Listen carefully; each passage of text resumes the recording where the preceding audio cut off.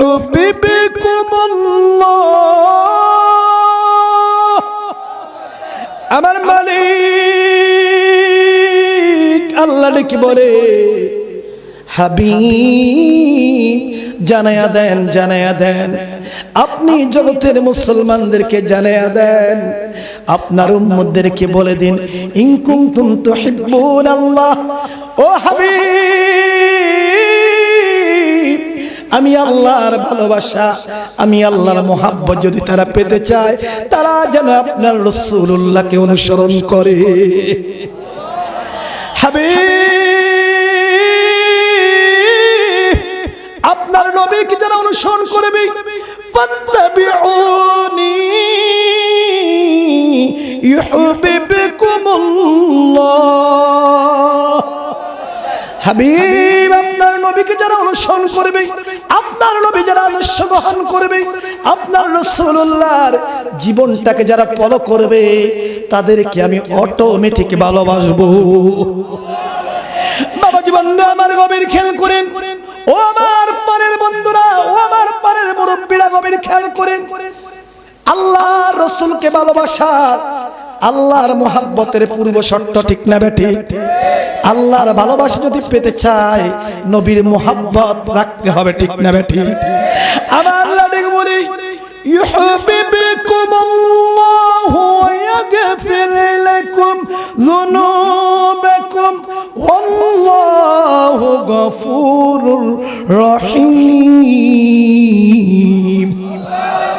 আমার মালিক আল্লাহ ডেকে বলে, হাবিব আপনার নবীকে যারা অনুসরণ করবে, অটোমেটিক আমি আল্লাহ তাদেরকে ভালোবাসবো।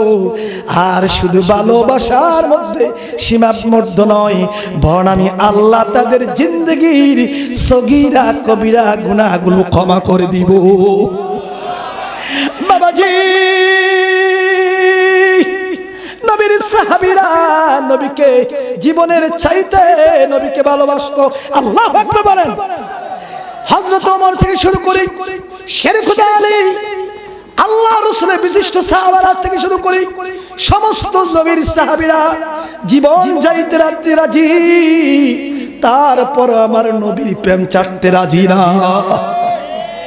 এজন্য বান্দা আমার গভীর খেয়াল করেন, আমার নবীর কদমে সাহাবীরা নবীর চেহারার দিকে তাকাইয়া তাকাইয়া পলক ভবনে তাকাই থাকতো, আর চোখের পানি বিনায়া বিনায়া ছাড়তো। নবী বলতেন, সাহাবীরা রে, এমন ভাবে তাকাই আসস কেন? সাহাবীরা বলতো, ইয়া রাসূলুল্লাহ, ইয়া হাবিবাল্লাহ, নবী গো, এই মদিনার জমিনে যখনই আপনার কথা স্মরণ হয়, আপনার রাসূলুল্লাহকে দেখার জন্য মনটা পাগলের মতো অস্থির হয়ে যায়। মায়ের নবী গো, দয়ার নবী গো, আপনার নবীকে দেখা মাত্রে আমাদের পেটের ক্ষুধা, মনের ক্ষুধা মুছে যায়। বাবাজি, এই নবীর ভালোবাসা, এই নবীর মোহাব্বত নিয়ে আপনি যদি চলেন, তাহলে আপনার মরণটাও আমার নবীর দেখার মাধ্যমে হবে।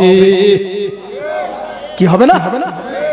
বাবাজি, এমন একটা জীবন চাই, যেই জীবনটা এমন ভাবে রাসূলুল্লাহর আদর্শ দিয়ে ঘুরতে পারলে মরণের পর জগতের মানুষ আমার আপনার কথা বলে যাইতে পারে, ঠিক না বেঠিক?